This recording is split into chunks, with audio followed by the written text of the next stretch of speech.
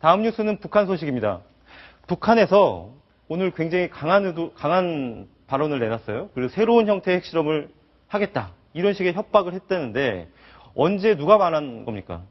오늘 이제 북한 외무성에서 낸 성명이죠. 네. 그래서 외무성에서 이제 핵 억제력을 더욱 강화하기 위해서 새로운 형태의 핵실험도 배제하지 않겠다. 예. 예. 이렇게 밝혔습니다. 그래서 특히 이제 그 유엔 안전보장이사에서 이제 28일 날 그 북한 미사일 발사에 대한 그 규탄 성명을 내지 않았습니까? 네. 그것에 대응하는 성명이었는데 네.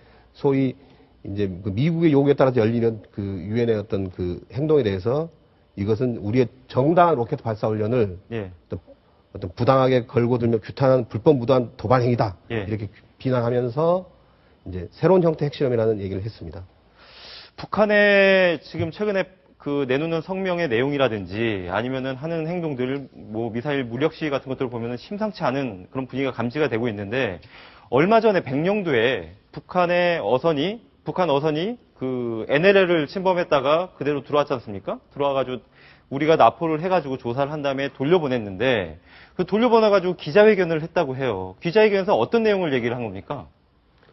그 기자회견장에서 예. 우리 측에 구타가 있었고, 뭐 귀순을 회의했고. 아, 우리가 구타를 했다고? 네, 뭐 그런 식의 대남 비방을 아주 강하게 했죠. 당시에 예. 이제 직접 납포됐었다가 잠깐 억류돼 있다가 북송된 그 어민들이 직접 출연을 해서. 네. 봤더니 남한 군인들이 와가지고 우리를 때리고, 네. 뭐 구타를 하고, 네. 남한에 남으라, 막 이런 협박을 했는데 우린 돌아왔다. 이러면서 이제 막 수위를 높이는 그런 기자회견을 했는데요. 이에 대해서 우리 국방부가 오늘 정확하게 진상을 밝혔습니다. 아, 국방부가 그렇죠. 대응을 했군요. 그렇죠. 27일 날 오후에 있었던 일인데요. 이후에 우린 뭐 조사를 하고 이제 나중에 북한으로 돌려보냈는데, 네. 처음에 이제 이 북한의 어선이 남쪽으로 NLL 밑으로 내려오니까 네. 우리나라 군인들이 가까이 가서 경고 사격을 하고 예.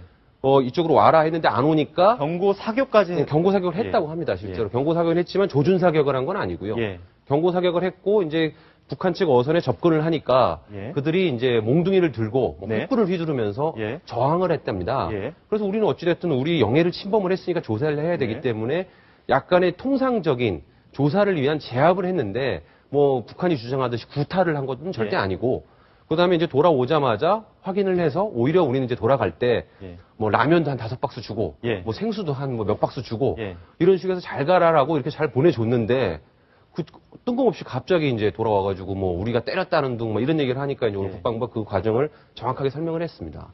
일각에서는 지금 우리가 뭐 북한의 제안도 여러 가지를 하고 있고 그런 제안들을 좀 무색하게 만들려고 북한에서 자작극을 벌인 거 아니냐. 뭐 이런 의혹을 제기하는 사람도 있는데 정말 걱정이 되는 거는 서해에서 이런 도발이 일어날 때마다 그 백령도와 연평도 쪽에 있는 어민들이 굉장히 걱정이 되거든요.